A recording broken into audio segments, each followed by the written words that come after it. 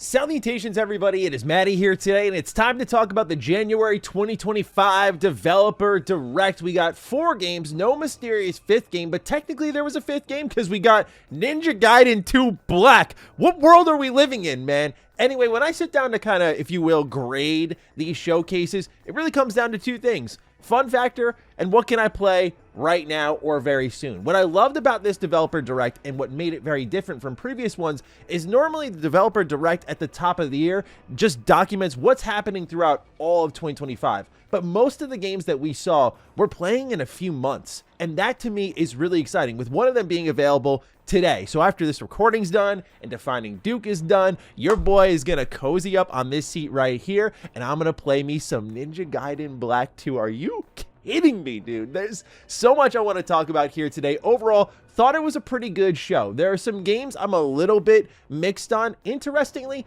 both come from the Xbox Game Studios family, whereas the 2 kind of third-party things, if you will, in Ninja Gaiden and Clair Obscur are like tippy top of the list. Cannot wait to play, and especially Clair Obscur releasing so soon. Did not expect that, but was very pleasantly surprised. So ladies and gentlemen, we have a lot to talk about in what was a very exciting show to me personally. Let me know your thoughts down below. I'm sure you already did, but with that, let's carry on with the rest of the show. We're gonna go in order of the announcements, starting off with Team Ninja showing up, and then I see Platinum Games, I see Koei Tecmo. I'm like, yo, this is the God Squad right here. This is the trio. Right when I saw the storms riding in, I went, this has to be Ninja Gaiden. I actually just started playing Ninja Gaiden Black again. Look, it was the experience of every late 90s and early 2000s kid to get absolutely friggin' waxed as Ryu Hayabusa. This game is still really difficult. In particular, Chapter 6. I hate Chapter 6 in Ninja Gaiden Black, the one where you run around with these undead creatures and they're all standing there with their bows and arrows sniping you out of midair, and then you gotta fight a boss afterwards.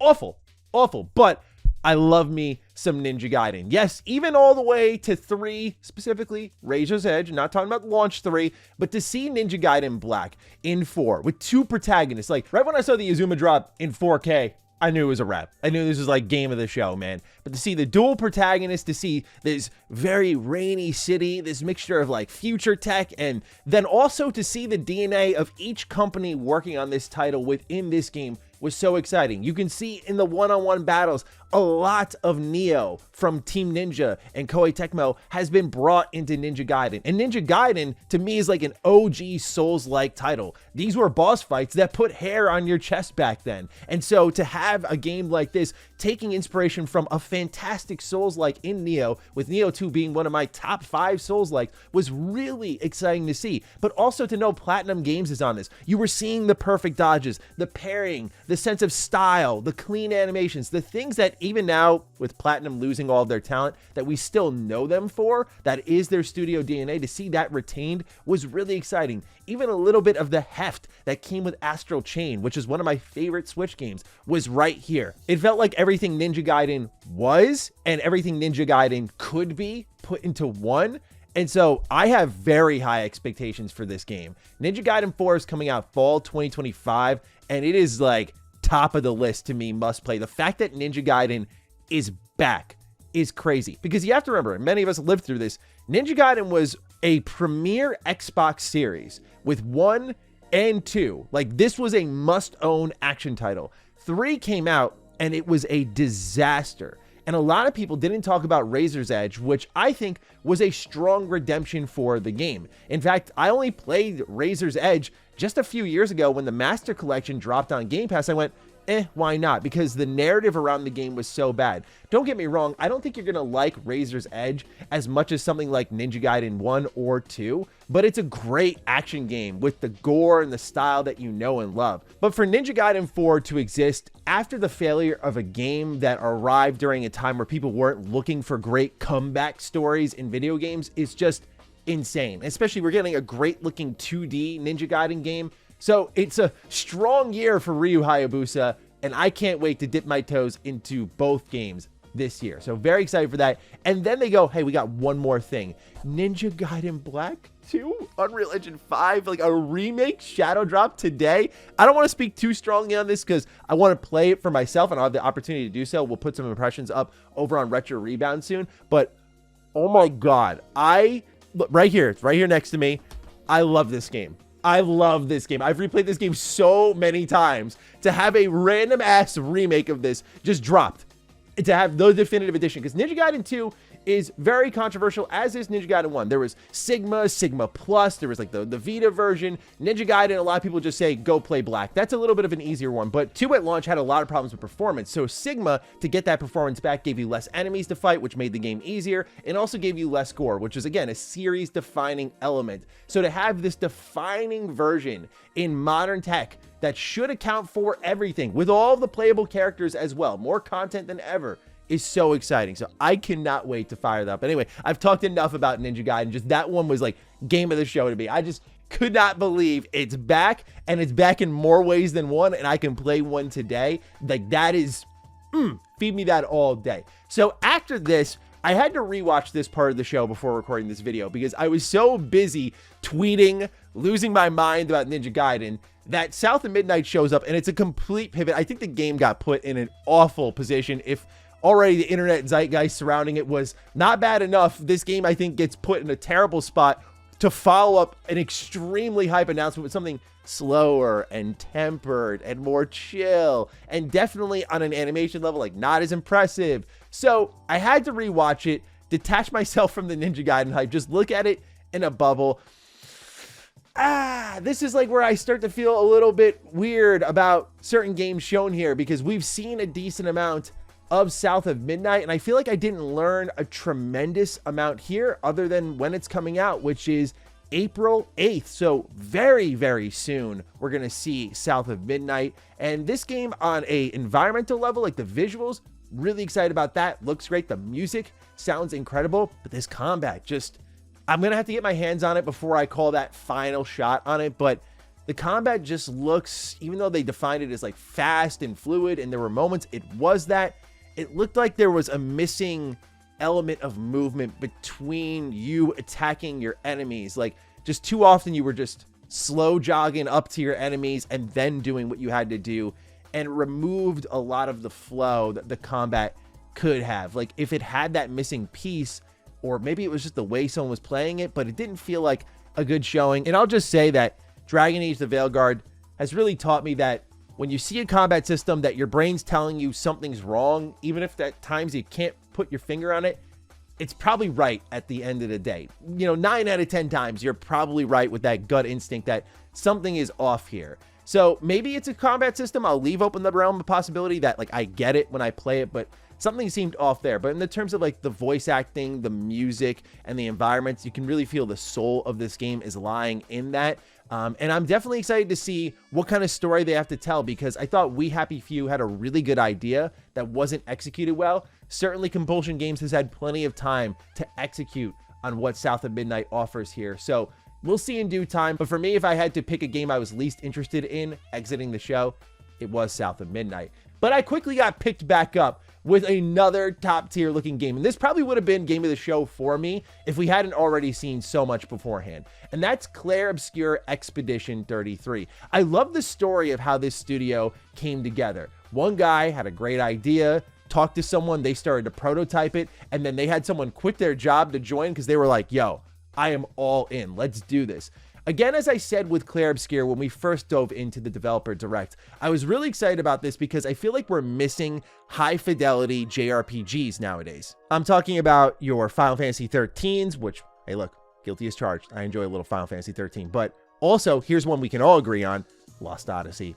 This game has such strong Lost Odyssey energy. And for those who don't know, Lost Odyssey is, like, to me, the definitive Xbox JRPG. It is the Final Fantasy 13 that many people never got because they never heard of it. But it is a top 5 JRPG of all time for me. And you know how I feel about my JRPGs. You know how many I play.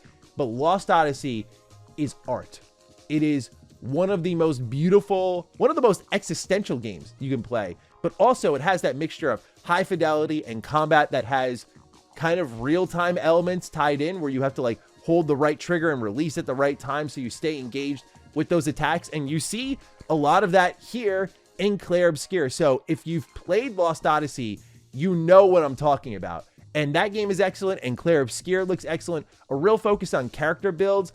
I'm interested in the party because a lot of them do seem to come from a similar style background, it feels like, where only one of them is a little bit more outlandish and out there. So I'm hoping that the party does feel more diverse than what the developers are trying to sell us on, which is, it seems like their backstories are different, but I feel like the best parties in role-playing games are from different corners of the world. But since they're all kind of wearing similar outfits and whatnot, and then you have this one different kind of creature just tailing along, it felt like they realized late in development, like, all of them kind of look similar. We should probably like throw something in there, but don't want to call judgment too early on that. It's just my initial feel looking at the party, which I think really defines the stories of these games. But when it comes to combat, like, we learned you can do a no-hit run in this game. And while I think many of us first thought of Persona when we saw this game, I think mainly due to the UI layout when you were in combat, I feel like, again, Lost Odyssey really is the touchstone here. Just reacting to enemies attacking you. Paper Mario, even a little bit, like Thousand Year Door, where you're pressing buttons to try to dodge or parry at the right time. But it looked like there was a real focus on character builds. There were passive abilities, a whole skill tree. So I'm really excited to sink my teeth into this game. They had a whole overworld map, which is very Final Fantasy. And again, if you played Lost Odyssey, they have that moment too. And it's really where I think Final Fantasy found its identity, because Final Fantasy has those moments where it's like, and now the real game begins. Like, you spent so long trekking around this map on foot. Now you get this vehicle, and all of your journey you can just see from the sky, and just how quick it is to get around this map. Really, that is what I think makes those games so special. But to see that, and again, such high fidelity, brings me back to Lost Odyssey. Can you tell I love that game? You know, how many times have I mentioned it? Play it, for the love of God. It's back compat. You have no excuse. Play it. I'll just let you discover for yourself. It's incredible. And I'll just say, if you're curious about more, we have some videos on Retro Rebound. Maybe check those out. Let me know what you think. Anyway, Clair Obscur Expedition 33 comes out April 24th. So, Maddie's going to be eating good. I'm going to be eating so good, man. Like, I am so excited for this one. I can't believe it's so soon. So, very excited for that. And to close out the show, Doom the Dark Ages, which is releasing May 15th.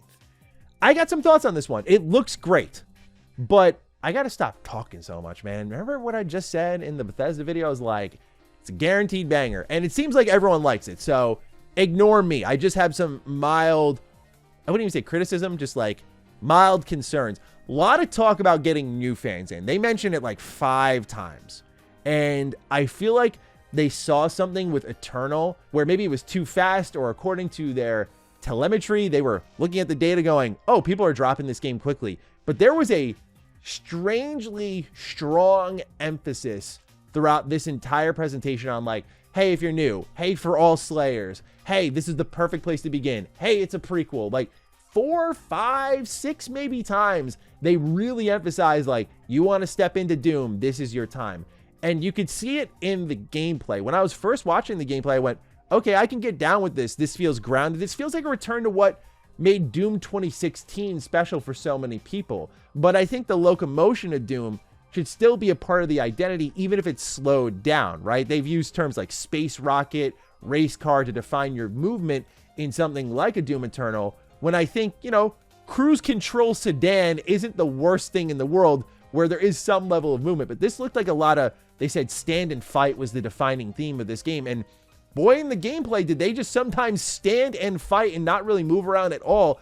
And I get the idea they were trying to sell, like, you're this barbaric warrior and you can just take this damage and battle them back. But I also like swimming through enemies in Doom. And I feel like, at least initially, that didn't seem it was there. So to me, the defining factor really came down to the mech fights and the dragons. That's where I went, that's the crazy Doom I know. That's what I'm looking for. This looks awesome. But I wouldn't say I exited this mixed by any means. It was more like, okay, I dialed it back a little bit. I went from like, this is a guaranteed banger to, I might have some issues here. This could be a little too slow for me. This could be not fully what I was expecting, but let's see if we come to love it. I think a more defensively focused Doom would work totally fine, but it looked like the enemies weren't super aggressive. And again, that goes back to point 1 I made, which is like, oh, well, they did talk a lot about beginners. They talked about a difficulty slider. You see what I'm talking about? Like, I don't want to say I'm shooting warning shots for anyone out there, but for me, it definitely tempered my expectations and excitement a little bit. I'll still be playing day 1. I still love Doom. I still think the game looks great for the most part, but they also interestingly didn't talk about any sort of like multiplayer mode, any additional modes, whatever. They talked mostly about exploration, how these maps are really big, and I thought that was exciting because as I got deeper into this presentation, and maybe I should have led with this because many people are probably displeased with me now, but I looked at it from this lens.